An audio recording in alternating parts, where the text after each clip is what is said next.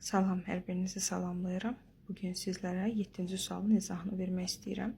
Əgər ki, başqa hansısa bir sualın izahını istəsəz, rəylərdə qeyd edə bilərsiniz, şəklini göndərə bilərsiniz. Təbii ki, dərslərdən vaxtım olduqca hər birinə video izah çəkib yükləyə bilərəm. İndi isə keçək sualımıza. B orqanı A orqanından fərqlənir. A və B hər ikisi iki membranlı quruluşa malik orqanoiddir. A mitoxondri, B isə plastidlərdən xloroplastdır. A bizdə mitoxondri Yunan dilindən gəlir. Mitos tel sap, xondrion isə dənələr deməkdir. Bunun membranında çoxlu saylı qırışlara sahibdir. Qırışlara biz kristlər deyirik. Latin sözüdür. Krista pipi çıxıntı mənasını verir. Həmin bu kristaların, yəni çıxıntıların daxilini dolduran bir maye var, yarım maye mühit. Biz bunu matriks adlandıracağıq. Bunun matriksində özünə məxsus DNT-si, RNT-si, ribosomu, müxtəlif fermentlər olur və xarakter xüsusiyyətlərindən biri də ikiyə bölünmək yolu ilə çoxalır. Təbii ki, bu xarakter xloroplastda da var, amma mitoxondridə ikiyə bölünmək yolu ilə çoxalır. Həmçinin mitoxondrinin əsas funksiyası hüceyrədə enerji mənbəyidir. Yəni ATF, yəni adenozin trifosfat torusunu sintez eləyir. Həmçinin də evkariot hüceyrələrdə tənəffüs orqanoidi kimi də qiymətləndirə bilərik. B orqanoidinə gəldikdə isə qeyd etdiyim kimi plastidlərə aiddir. Plastidlər özləri bitki hüceyrəsində rast gəlinir və əsas 3 tip olaraq biz bölürük.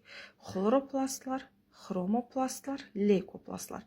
Bu şəkildə gördüyümüz isə xloroplastdır. Xloroplast Yunan mənşəli sözdür. Xlor yaşıl deməkdir. Plastisid isə formalaşmış deməkdir. İki membranlı quruluşludur. Bunun xarici membranı hamardır, amma daxili membranı qırışlara sahibdir.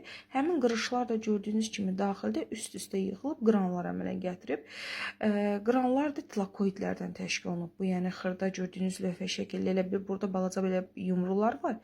Tilakoidlərdir. Tilakoidlər də üst-üstə yığılıb qranlar əmələ gətirib. Tilakoidlərin membranında xloroplastda yaşıl rəng verən pigment yerləşir. Həmin pigmenti biz xlorofil adlandırırıq. Xloroplastın da qeyd elədiyim kimi ikiyə bölünmək xüsusiyyəti var idi. Daxili möhtəviyyatını stroma adlanacaq. Stroma sözünün mənası döşənək deməkdir. Bəzi ədəbiyyatlarda xalça olaraq da qeyd olunur. Daxili isə rəngsiz maye ilə dolmuşdur. Özünün stromasında DNT-si var, RNT-si var, ribosomu var, ATF-i var, müxtəlif fermenti var. Və əsas funksiyası nədir? Biz dedik ki, mitoxondrinin əsas funksiyası hüceyrədə enerji mənbəyidir, ATF sintez eləyirdi. Həmçinin də evkariot hüceyrələrdə tənəffüs orqanoididir. Xloroplastlarda isə işıqdan istifadə edərək, işıq enerjisindən istifadə edərək fotosintez prosesini həyata keçirdir və qeyri-üzüm maddələrdən üzüm maddələri sintez eləyə bilir. İndi isə qayıdaq sualımıza və burada variantları bir-bir analiz eləyək. Üzüm maddə sintez etdiyi üçün burada yenə B orqanı A orqanından fərqləndirən xüsusiyyət olmalıdır. Burada həm A-da, həm B-də üzüm maddə sintez etmək xüsusiyyəti var. Çünki bu ATF sintez eləyir, üzüm maddədir və bu da qlükozu sintez elədiyinə görə C6, H12O6. Yəni bu onlar üçün ortaq xüsusiyyətdir, A bəndi deyil. İki membranlı orqanoid olduğu üçün A da, B də hər ikisi iki membranlı orqanoidlərə aiddir. Ortaq xüsusiyyətdir. Polisoma malik olduğu üçün A-da da, B-də də polisoma rast gəlinə bilər. Çünki bunların hər ikisinin özünə məxsus ribosomu var.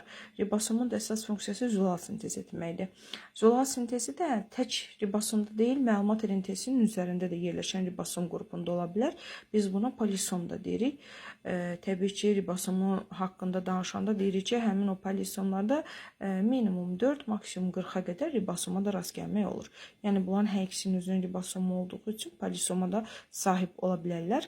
Oksigenden istifadə etdiyi üçün B orqanoidi oksigenden istifadə etmir. Əksinə oksigeni xaric edir.